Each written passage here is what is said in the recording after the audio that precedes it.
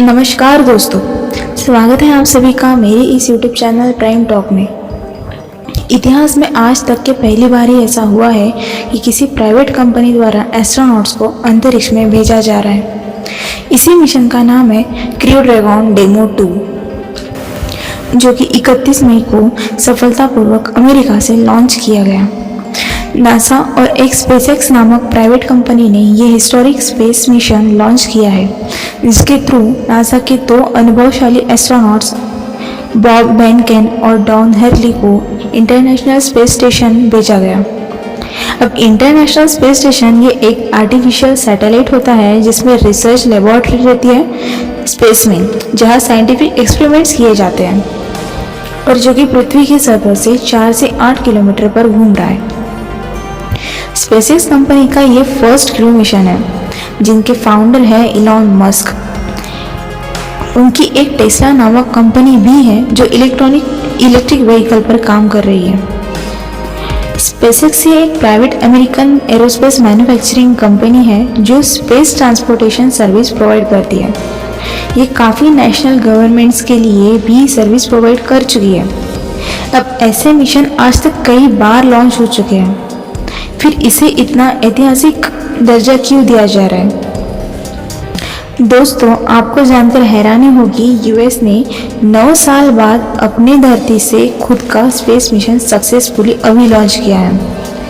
पिछले 1 दशक से यूएस रशिया पर डिपेंडेंट था कि अगर यूएस को अपना एस्ट्रोनॉट स्पेस स्टेशन में भेजना हो तो रशिया का जो रॉकेट है सोयूज उसमें भेजना होगा, और रशिया ने इसकी कीमत $86 मिलियन लगाई। अब बात यह है कि नासा के पास इतनी पावरफुल टेक्नोलॉजी है, यूएसएसआर के कंपैरिजन में बजट भी ज़्यादा है, फंडिंग भी है, फिर भी यह रशिया पर डिपेंडेंट कैसे होगी? दोस्तों, तो बात है साल 2004 की, जब यूएस के प्रेसिडेंट जॉर्ज बुश ने ऐसी घोषणा की थी कि नासा को जो स्पेस शटल प्रोग्राम है, जिसके द्वारा अंतरिक्ष यात्री अंतरिक्ष तक जाते थे, वह आउटडेटेड होने के कारण साल 2010 में उसे रिटायर किया जाएगा। तब नासा ने महसूस किया कि new man space transport system तैयार होने में 4 साल और लग सकते हैं, स्पेस शटल के रिटायरमेंट के बाद भी।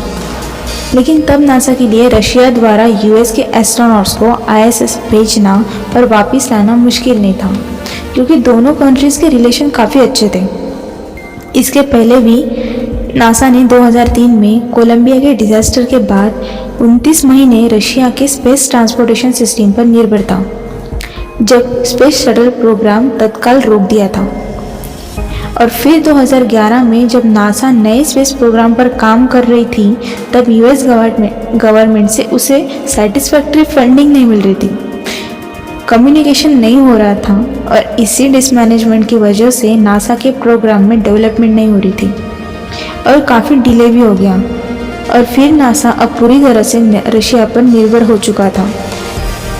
फिर नासा ने कुछ प्राइवेट कंपनी जैसे स्पेसएक्स, ब्लू ओरिजिन के साथ समझौता किया और फिर यूएस की खुद की स्पेस ट्रांसपोर्टेशन सिस्टम बनाने का चैलेंज दिया, फंडिंग भी प्रोवाइड करी, और आप देख चुके हैं कि रिस्पांस भी काफ़ी बेहतरीन मिला है।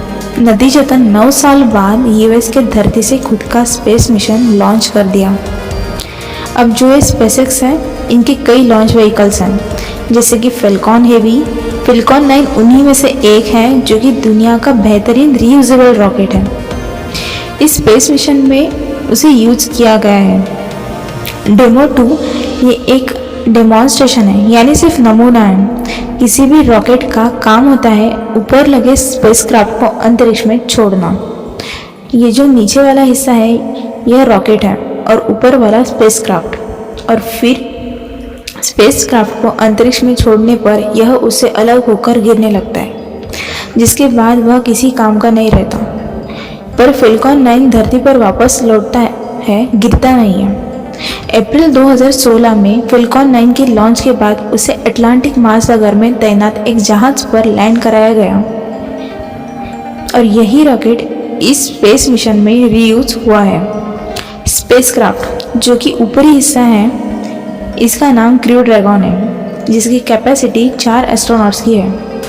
स्पेसक्राफ्ट स्पेस में या तो कार्गो यानी माल सामान, नहीं तो क्रू यानी कि मानव इंसान ले जा सकता है। डेमो 2 यह 2 एस्ट्रोनॉट्स को ले गया है, इसीलिए इसे क्रू ड्रैगन कहा गया है। अक्टूबर 2012 में स्पेसएक्स का यही कार्गो ड्रैगन ISS जाने वाला पहला प्राइवेट कंपनी का स्पेसक्राफ्ट था, जो कि रीयूजेबल और ऑटोमेटिक है। यह स्पेसक्राफ्ट ISS पर अराइव हो चुका है। इससे होगा क्या कि स्पेसएक्स के स्पेसक्राफ्ट क्रू ड्रैगन और रॉकेट फैल्कन 9 को आने वाले क्रू मिशन के लिए मंजूरी मिलेगी और स्पेसएक्स का अल्टीमेट गोल जो है मार्स पर ह्यूमन कॉलोनीज डेवलप करने का, उसके लिए यह बहुत हेल्पफुल रहेगा। और नासा इन्हीं प्राइवेट कंपनियों के द्वारा अपने स्पेस क्राफ्ट अंतरिक्ष में भेजती रहेगी और कुछ बड़े प्रोजेक्ट्स पर फोकस करेगी। तो इसी तरह हमारे देश में भी प्राइवेट कंपनीज को फंडिंग कर न्यू चैलेंज के लिए अपॉर्चुनिटी देनी होगी, क्योंकि हमारे इंडिया के जो बेहतरीन GSLV Mk3 रॉकेट है, इसके कंपैरिजन में फैल्कन 9 काफ़ी ज़्यादा एडवांस है। तो कहीं ना कहीं हमारा देश इसमें पीछे न रह जाए, इसीलिए ऐसे कदम उठाना काफ़ी हद तक महत्वपूर्ण रहेगा। उम्मीद करती हूँ जानकारी काफ़ी अच्छी रही होगी। अगर वीडियो अच्छा लगा तो लाइक शेयर सब्सक्राइब करना मत भूलिएगा। धन्यवाद।